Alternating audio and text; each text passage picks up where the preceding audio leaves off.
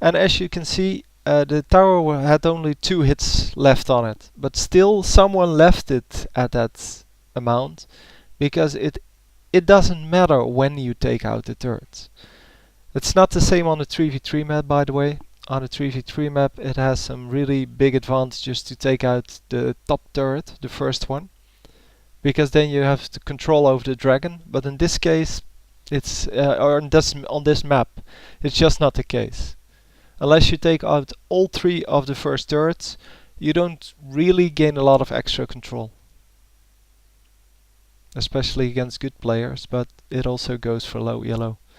So I had a person in one of my last games who was complaining that he had a difficult mid lane and that normally he would be taking out the turret in 10 minutes, but that's nothing to brag about. I mean, it's so useless to take out the first turret. You're not going to be able to get an inhibitor, so the first turret doesn't matter.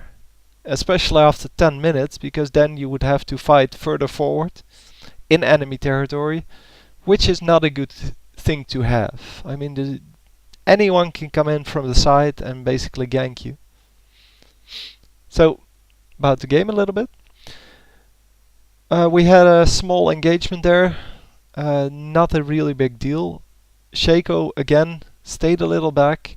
Once this fight starts, he runs in, he tries to kill whoever is low, and then run out again. That's what he uses the deceit for. You never use it to do extra damage, because it does extra damage once you come out of the stealth mode. I don't know. You never use it for that. You always use it to either get into the fight or get out of the fight, and mostly to get out of the fight.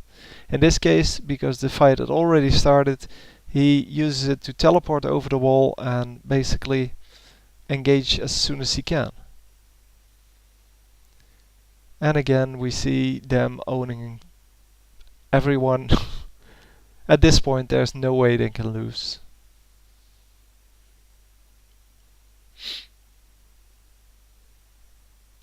So just farming, and Mumu missed. So, and yeah, it doesn't do a lot of damage, so Hotshot can just stay in here, then deceit out when he sees the TF coming, and some other champion, I don't know. TF comes in, hits a mushroom, and this is a mistake, because now he's going to die there, because TF of course is strong enough to take him out, especially since he was already at half life. But yeah, valid effort there to actually get something done, but he should have just ran away.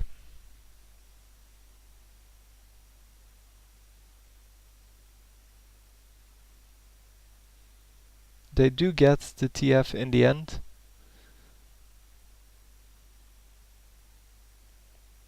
And the fight continues.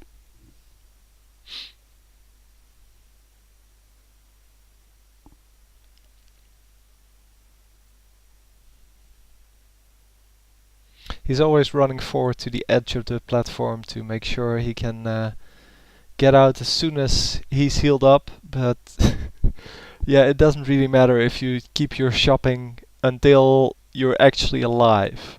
So he should have shopped while he was dead and then run out as soon as he spawned, but yeah, at this point it doesn't really matter anymore, but it does save you some seconds. Well, he's going up against Mundo here, who picks the right clone. Well, he doesn't pick the clone, he picks the correct person.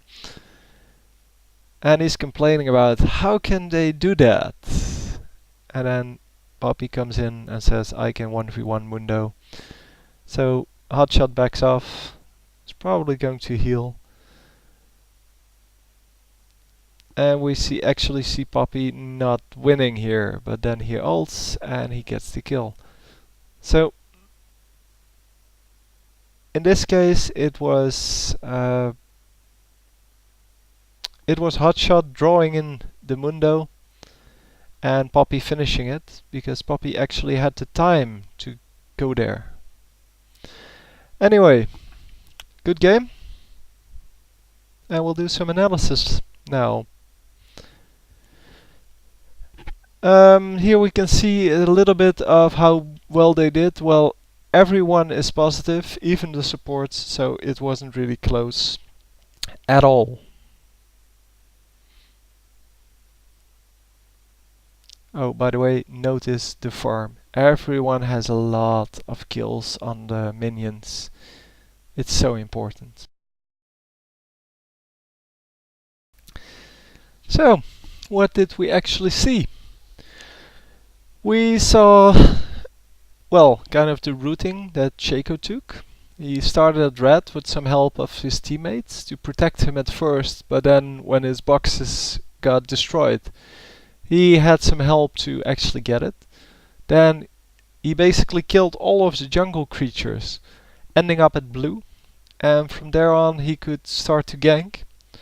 But if there's no gank, he just went back to the jungle, killed some more, and basically got some more gold. Well, there's not a lot of other things to do for a Jungle Shaco. You can buy some extra wards to actually ward the dragon, ward the baron, and even, well, in the beginning of the game, baron and dragon aren't, yeah, they're big targets, okay, but it's fairly impossible to actually get them. So when he got the Wriggler's Lantern, he could basically place his ward anywhere near dragon and keep it warded for the first part.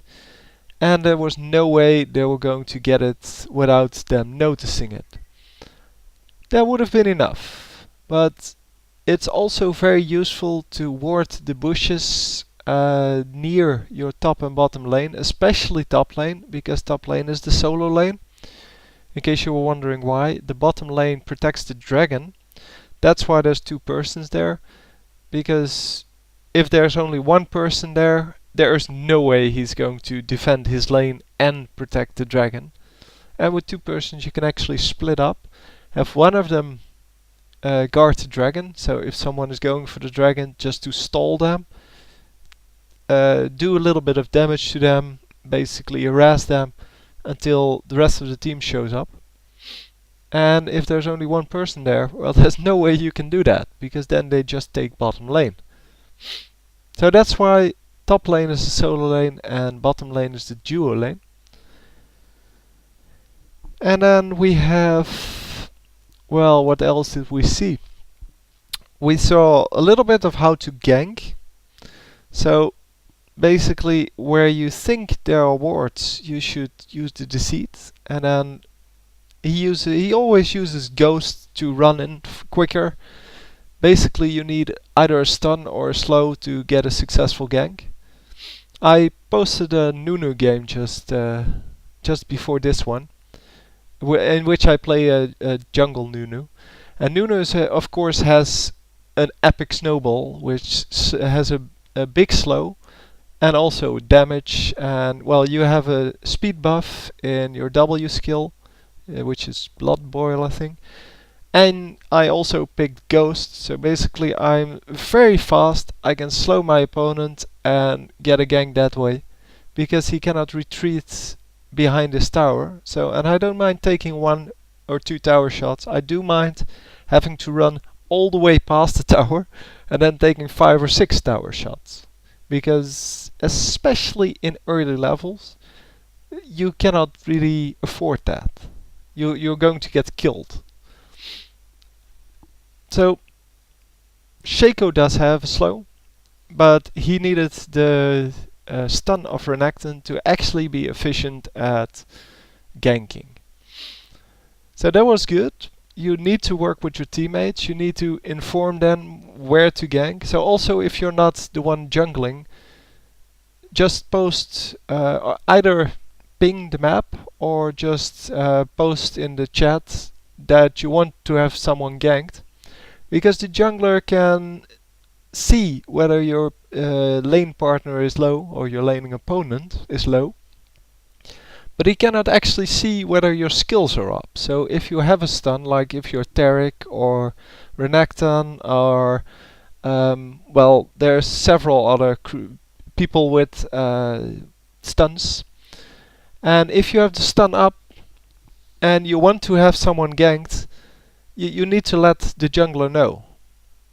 And if you let them know, you can stun them, and then at the exact moment you stun them, they can come out of the bushes, and basically you get an easy kill. Because 2v1 is normally an easy kill, especially if you manage to do some harassment and they're already at half health. That should be no